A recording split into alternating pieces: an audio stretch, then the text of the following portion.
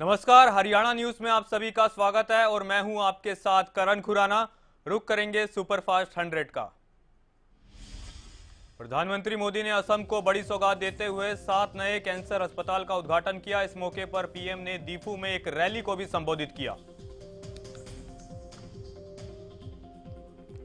Rally को संबोधित करते हुए पीएम मोदी ने कहा कि असम में 38% से ज्यादा परिवारों में पाइप से पानी पहुंच चुका है। अब जल्द से जल्द असम के हर घर तक नल से जल पहुंचेगा। पीएम मोदी ने कहा कि बीजेपी की डबल इंजन की सरकार जहां भी हो वहां सबका साथ सबका विकास के मंत्र पर चलती है।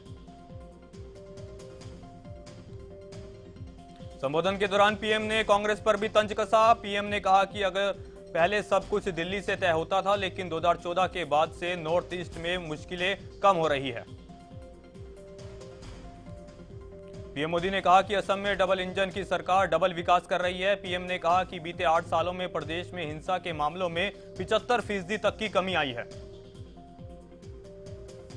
उत्तर प्रदेश में धार्मिक स्थलों पर लगे लाउडस्पीकर को लेकर सीएम योगी के निर्देशों का असर दिखने लगा है। पिछले कई दिनों से लगातार तमाम धार्मिक स्थलों से लाउडस्पीकर को हटाया गया है।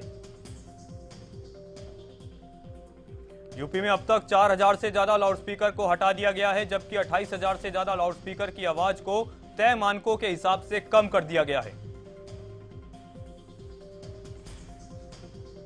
जहांगीरपुर हिंसा मामले में पुलिस ने 2 और आरोपियों को गिरफ्तार किया है। पुलिस ने जिन आरोपियों को गिरफ्तार किया है उनका नाम जफर और बाबरुद्दीन है।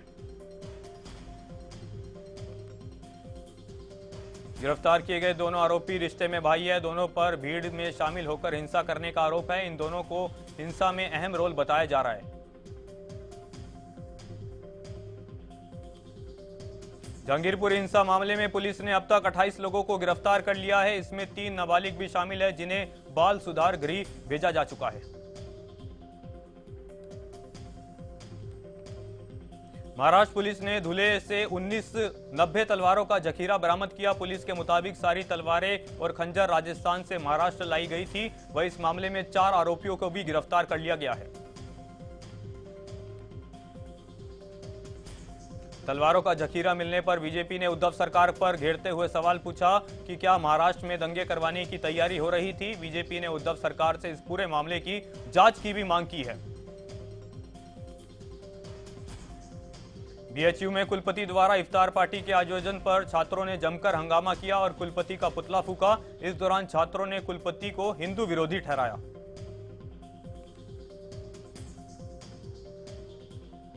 हंगामा करने वाले छात्रों ने कहा कि बीएचयू में पिछले 5 साल से इफ्तार का आयोजन नहीं हुआ है। पहली बार इस तरह का आयोजन किया गया, जो बीएचयू में नहीं होने दिया जाएगा।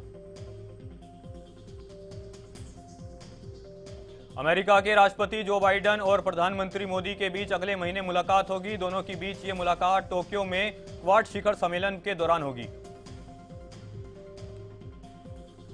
एक साल के अंदर दूसरी बार पीएम मोदी और अमेरिकी राष्ट्रपति जो बाइडेन के बीच आमने सामने मुलाकात होगी। क्वाड शिखर सम्मेलन के लिए दोनों जून में जापान जाएंगे। जम्मू कश्मीर के पुलवामा में सुरक्षा बलों को बड़ी कामयाबी मिली। यहां सुरक्षा बलों ने मुठभेड़ में 2 आतंकियों को ढेर कर दिया। दोनों अल बद्र आतंकी संगठन से जुड़े थे।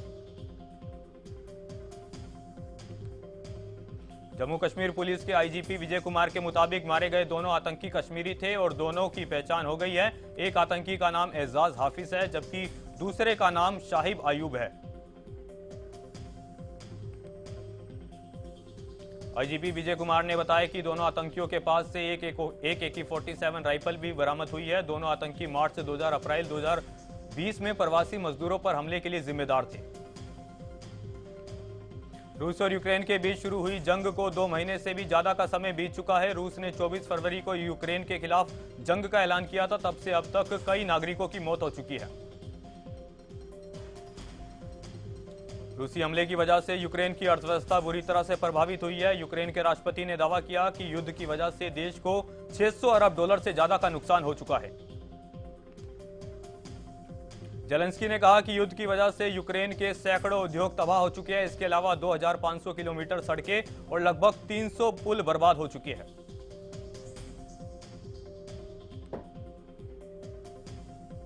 रूस के राष्ट्रपति व्लादिमीर पुतिन ने रूस की संसद में बड़ा संकल्प लिया। पुतिन ने कहा कि यूक्रेन में देश के सैन्य अभियान के लक्ष्यों को हासिल किया जाएगा। पुतिन ने दुश्मन देशों को परमाणु हमले की धमकी भी दी। उन्होंने कहा कि किसी भी देश ने अगर यूक्रेन में दखल दिया तो बर्दाश्त नहीं किया जाएगा और रूस घातक तरीके से इसका जवाब देगा।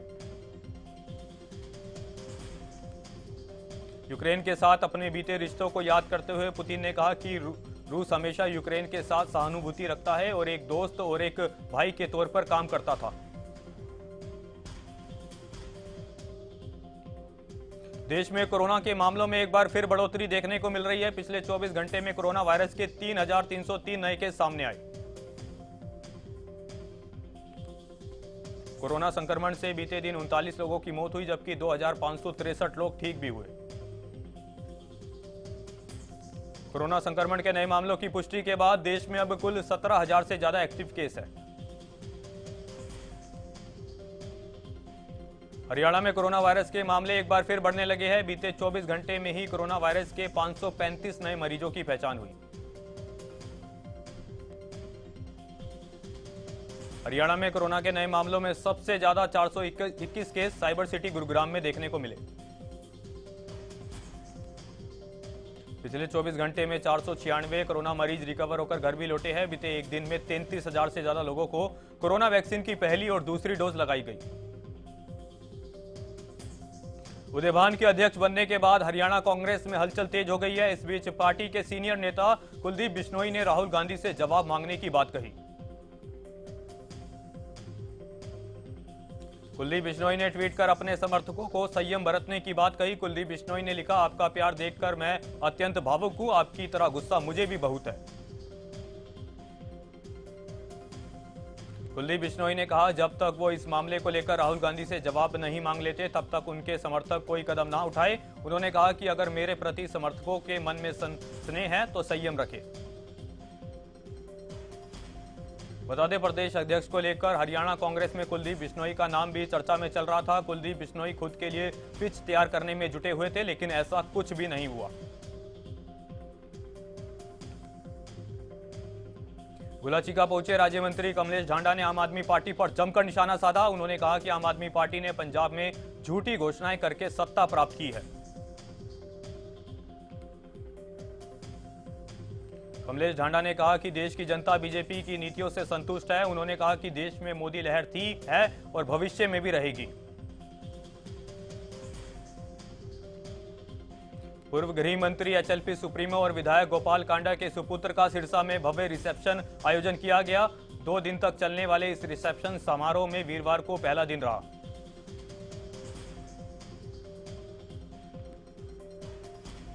रिसेप्शन समारोह के पहले दिन हरियाणा की फेमस सिंगर और डांसर सपना चौधरी ने जमकर ठुमके लगाए, तो बीजेपी सांसद और मशहूर सूफी सिंगर हंसराज हंस के बेटे नवराज हंस ने भी अपने गानों के जरिए लोगों का दिल जीता। अखाड़ा वेब सीरीज के लेखक संजय सैनी ने कॉमनवेल्थ गेम्स से कुश्ती को बाहर करने के मामले में पीएम मोदी से हस्तक्षेप करने की मांग की। इस दौरान उन्होंने सीटीएम को एक मांग पत्र भी सौंपा। संजय सैनी ने कहा कि हरियाणा के गांवों को सहेजने में कुश्ती की अहम भूमिका है। प्रधानमंत्री मोदी को इस मामले में दखल देना चाहिए क्योंकि देश की छवि खराब हो रही है। संजय सैनी ने कहा कि उन्होंने पहलवानों पर बनी अखाड़ा वेब सीरीज बनाई है, इसलिए एक पहलवान का क्या दर्द होता है ये उन्हें अच्छे से पता है।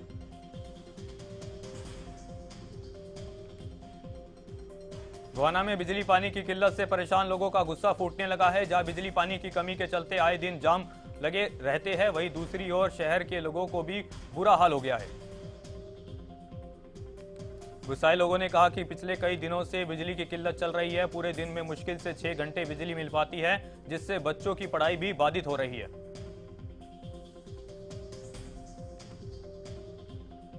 चरखी दादरी में रोहतक रेंज के आईजी ममता सिंह ने पुलिस लाइन के लिए प्रस्तावित जगह का औचक निरीक्षण किया और पुलिस अधीक्षक को दिशा निर्देश दिए। आईजी ममता सिंह पहले चरखी दादरी के रेस्ट हाउस पहुंची, जहां पर पुलिस टुकड़ी ने सलामी दी। इसके बाद उन्होंने महिला थाने का निरीक्षण कर व्यवस्थाओं का जायजा लिया। आईजी ममता सिंह ने कर्मचारियों को जनता के साथ उचित व्यवहार रखने और शिकायतों का समय पर निपटारा करने के निर्देश भी दिए ताकि आम जनता को किसी तरह की कोई परेशानी ना हो। आईजी ममता सिंह की तरफ से कल्याण रोड पर पुलिस लाइन के लिए प्रस्तावित जगह का निरीक्षण भी किया गया। उन्होंने कहा कि जल्द पुलिस लाइन का निर्माण कार्य किया जाएगा। रतिया में पुलिस पर बिना जांच पड़ताल किए दुकानदार पर मामला दर्ज करने का आरोप लगा है, जिसे लेकर कर्मचारी और दुकानदार दोनों में पुलिस के प्रति भारी रोष है। मामले को लेकर महापंचायत भी आयोजित की गई, जिसमें कई अहम फैसले लिए गए। इस दौरान महापंचायत में फैसला लिया गया कि 1 मई को रतिया सिटी थाने का घेराव किया जाएगा।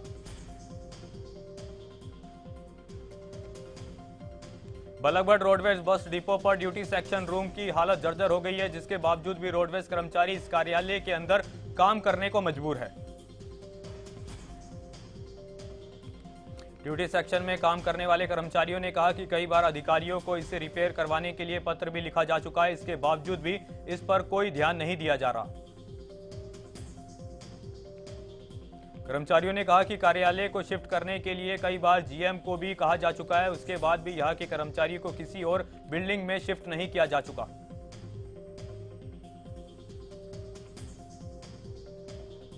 गेहूं के बढ़ते दामों के बीच गेहूं को गैर कानूनी तौर पर स्टॉक करने के खिलाफ प्रशासन एक्शन में आ गया है। इस बीच बहादुरगढ़ में 3 फ्लोर मिल पर प्रशासन ने मार्केट फीस के साथ 25% का जुर्माना लगाया। बहादुरगढ़ की बड़ी आटा मिल आरती फूड पर छापेमारी में 5,500 क्विंटल से ज्यादा ऐसा गेहूं मिला जिसका रिकॉर्ड में एंट्री नहीं थी। वहीं पहलवान और हनुमान फ्लोर मिल्स पर भी रिकॉर्ड से ज्यादा गेहूं मिला। मार्केट कमेटी के सचिव रामनिवास ने बताया कि सूचना के आधार पर छापेमारी की गई। 3 फ्लोर मिल्स से मिले गेहूं पर फीस और जुर्माने के करीब 7 लाख रुपए की रिकवरी की गई। रतिया के लोकल गोदामों में गेहूं लगवाने की मांग को लेकर मजदूरों ने शहर की सड़कों पर ताली और थाली बजाकर प्रदर्शन किया और प्रशासन के खिलाफ जमकर नारेबाजी की। मजदूरों ने आरोप लगाया कि वो पिछले 8 दिनों से लोकल गोदामों में गेहूं लगवाने की मांग को लेकर प्रदर्शन कर रहे हैं, लेकिन कोई सुनवाई नहीं हो रही। नाराज मजदूरों ने ऐलान किया कि वो रतिया की अनाज मंडी में गेहूं को एक भी दाना बाहर के गोदामों में नहीं जाने देंगे। वहीं हरियाणा के कई संगठनों ने मजदूरों का समर्थन किया। कैथल में बरसाती पानी के लिए बनाई गई ड्रेन में हॉस्पिटल का गंदा मेडिकल वेस्ट डालने पर पोल्यूशन कंट्रोल ब्यूरो ने बड़ी कार्रवाई की। दरअसल इस मामले को लेकर सीएमओ जयंत आहूजा को एक नोटिस जारी किया गया है। नोटिस के मुताबिक सीएमओ जयंत आहूजा को 15 दिनों बाद लाखों रुपए का जुर्माना लगेगा। बता दें कैथल जिला अस्पताल जब से बना है तब से लेकर अब तक हॉस्पिटल किसी भी सीवरेज प्लांट से कनेक्ट नहीं है। हॉस्पिटल का गंदा मेडिकल वेस्ट बरसाती पानी के लिए बनाई गई ड्रेन में डाला जा रहा था। ये गैर कानूनी कार्य पिछले 12 सालों से लगातार चल रहा था। हरियाणा में इन दिनों चारे की समस्या बनी हुई है, जिसे लेकर प्रशासन अलर्ट पर है। वहीं कैथल जिला प्रशासन ने धारा 144 लगाकर चारे को जिले से बाहर ले जाने पर रोक लगा दी। प्रशासन के इस फैसले से एक तरफ जहां पशुपालक खुश है, वहीं चारा व्यापारियों ने इसे लेकर रोष है। व्यापारियों ने कहा कि दूसरे राज्यों में उन्हें चारे के लिए अच्छा दाम मिलता था।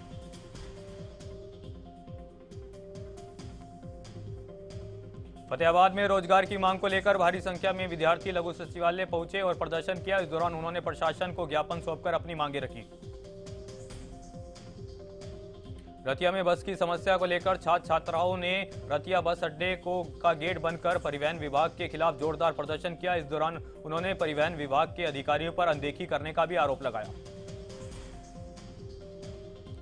प्रदर्शनकारियों ने चेतावनी देते हुए कहा कि जब तक उनकी समस्याओं का समाधान नहीं होता तब तक वो कोई भी बस अड्डे के अंदर नहीं जाने देंगे और नहीं बाहर आने देंगे। सोनीपत कोर्ट में एक शख्स की हत्या के बाद गोहाना कोर्ट की भी सुरक्षा बढ़ा दी गई है। बता दें कि सोनीपत में हुई वारदात के बाद गोहाना बार एसोसिएशन ने कोर्ट परिसर में सुरक्षा बढ़ाने की अपील की थी। कोर्ट के आदेश के बाद पुलिस ने कोर्ट परिसर के तीनों गेटों पर अतिरिक्त पुलिसकर्मी तैनात कर दिया है, जो कोर्ट में आने जाने वाले लोगों की तलाशी लेंगे ताकि कोई शख्स कोई हथियार लेकर कोर्ट परिसर में ना आ सके। बल्लभगढ़ में सीएम फ्लाइंग की टीम ने गोदाम में छापेमारी की। इस दौरान टीम ने नशीले पदार्थों की एक बड़ी खेप को जब्त किया। साथ ही इस मामले में शामिल आरोपियों की छानबीन शुरू कर दी। सीएम फ्लाइंग टीम ने एसपी राजेश चेची ने कहा कि किसी भी सूरत में इस तरह की गतिविधियों को चलने नहीं दिया जाएगा और आरोपी के खिलाफ सख्त कार्रवाई की जाएगी।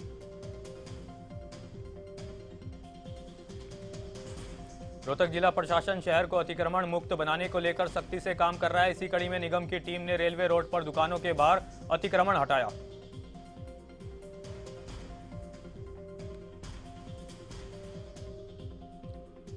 अतिक्रमण हटाने के दौरान भारी पुलिस बल भी मौके पर मौजूद रहा। इससे पहले भी किला रोड के पास निगम के अतिक्रमण हटाने की कार्रवाई की थी। झज्जर की दुलीना जेल में गैंगवार का मामला सामने आया है। यहां कैदियों के दो गुटों में किसी बात को लेकर विवाद हो गया। विवाद में दोनों ही तरफ से एक दूसरे पर नुकीले हथियारों से हमला किया गया। इस मामले में दोनों गुटों के आधा दर्जन से ज्यादा लोग घायल हो गए, जिन्हें इलाज के लिए झज्जर के नागरिक अस्पताल में भर्ती कराया गया। हमले में किसी के ज्यादा गंभीर होने की बात सामने नहीं आई है, लेकिन जिस तरह नुकीले हथियारों से दोनों गुटों के बीच झड़प हुई, उसने पुलिस प्रशासन की चिंता बढ़ा दी है। फतेहाबाद में बदमाशों का आतंक जारी है। इस बीच स्वामी नगर इलाके में कुछ बदमाशों ने गोलगप्पे खाने के बाद रेडी चालक को पैसे नहीं दिए और पैसे मांगने पर रेडी में तोड़फोड़ शुरू कर दी। बदमाशों ने इस दौरान उल्टा खुद रेडी चालक से पैसे भी मांगे। वहीं पीड़ित शख्स के मुताबिक उसने इस मामले की शिकायत पुलिस को दे दी है। बावजूद इसके पुलिस ने कोई कार्रवाई नहीं की।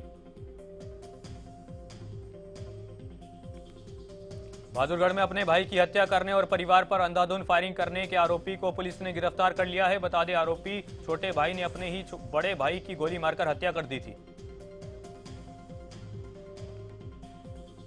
एसपी वसीम अकरम ने बताया, आरोपी ने अपनी लाइसेंसी रिवॉल्वर से वारदात को अंजाम दिया। दरअसल उसका अपने भाई के साथ जमीन के बंटवारे को लेकर कोई विवाद चल रहा था।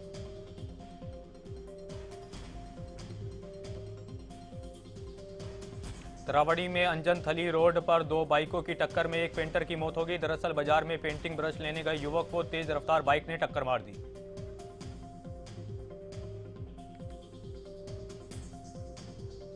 बाइक से टक्कर लगने के बाद युवक का सिर बिजली के खंभे से टकरा गया, जिसके बाद युवक को अस्पताल ले जाया गया, लेकिन इससे पहले ही उसकी मौत हो चुकी थी।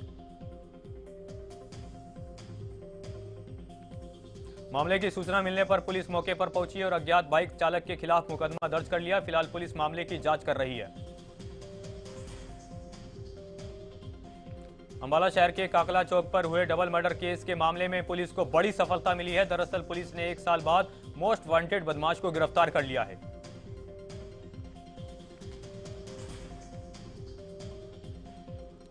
बदमाश रिंकू उर्फ डाबा ने दिन दिहाड़े एक कार पर ताबड़तोड़ फायरिंग कर डबल मर्डर की वारदात को अंजाम दिया था, जिसके बाद सीआईए 1 की टीम ने उसे गिरफ्तार किया।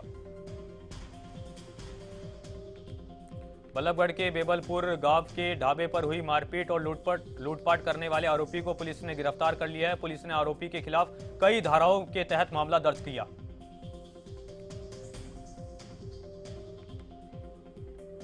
फतेहाबाद रोड में बीती रात बिजली गुल होने पर चोरों ने इसका भरपूर फायदा उठाया और एक के बाद एक 8 दुकानों पर चोरी की वारदात को अंजाम दिया। पुलिस ने दावा किया कि पुलिस कर्मी सारी रात इलाके में गश्त करते हैं, लेकिन उसके बावजूद भी चोर आए दिन चोरी की घटना को अंजाम दे जाते हैं। चोरी की घटनाओं को लेकर लोगों में पुलिस के प्रति भारी रोष देखने को मिल रहा है। लोगों ने कहा कि पुलिस चोरी की वारदात रोकने में सिर्फ दावे करती है। ट्विटर खरीदने के बाद अब टेस्ला कंपनी के सीईओ एलोन मस्क ने कोका कोला कंपनी खरीदने की बात कही। उन्होंने ट्वीट कर इस बात की जानकारी दी। फ्रांस में चुनाव जीतने के बाद घूमने निकले राष्ट्रपति इमैनुअल मैक्रों के गार्ड्स ने कुछ लोगों के साथ धक्का-मुक्की की। इससे नाराज लोगों ने हाथापाई शुरू कर दी। इस बीच कुछ लोगों ने इमैनुअल मैक्रों पर टमाटर भी फेंके। पाकिस्तान के पूर्व प्रधानमंत्री नवाज शरीफ की बेटी मरियम नवाज ने इमरान खान को निशाने पर लिया। मरियम नवाज ने कहा कि इमरान खान सरकार बचाने के लिए आखिरी वक्त तक सेना से भीख मांग रहे थे। पाकिस्तान में मंगलवार को ही 3 चीनी नागरिकों की मौत के बाद चीन में गुस्सा जाहिर किया। चीन ने इस घटना के दोषियों को सख्त सजा देने की मांग करते हुए कहा कि चीनियों का खून यूं ही व्यर्थ नहीं जाने दिया जाएगा।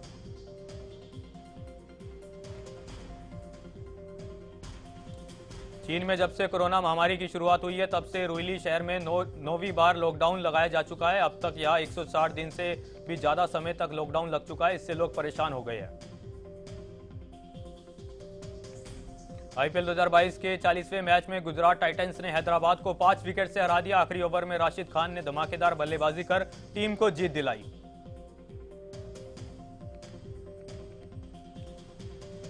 सनराइजर हैदराबाद की हार के बाद टीम के कप्तान केन विलियमसन ने बड़ा बयान दिया। उन्होंने कहा कि एक टीम के तौर पर यह मुकाबला हमारे लिए एक सबक है। मुंबई इंडियंस के कप्तान रोहित शर्मा का एक वीडियो सोशल मीडिया पर वायरल हो रहा है जिसमें प्रैक्टिस के दौरान बॉलिंग करते हुए नजर आए। वहीं फैंस ने कमेंट कर लिखा कि ये नो बॉल है।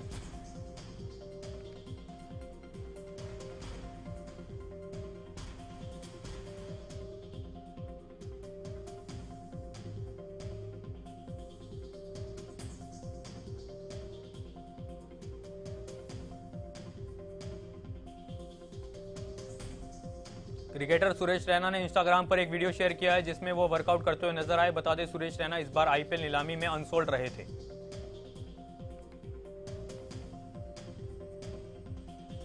बॉलीवुड एक्टर टाइगर श्रॉफ और तारा सुतारिया मुंबई के महिम दरगाह में पहुंचे और फूलों की चादर चढ़ाई, जहां उन्होंने फिल्म हीरोपंती 2 की सफलता के लिए दुआ भी मांगी। मोनी रॉय और ऋतिक रोशन की एक सेल्फी सोशल मीडिया पर तेजी से वायरल हो रही है। इसे खुद मोनी रॉय ने अपने सोशल मीडिया पर शेयर किया है। इस सेल्फी को देखने के बाद फैंस दोनों के साथ काम करने की मांग कर रहे हैं। फिलहाल के लिए सुपरफास्ट 100 में इतना ही। तब तक के लिए देखते रहे हरियाणा न्यूज।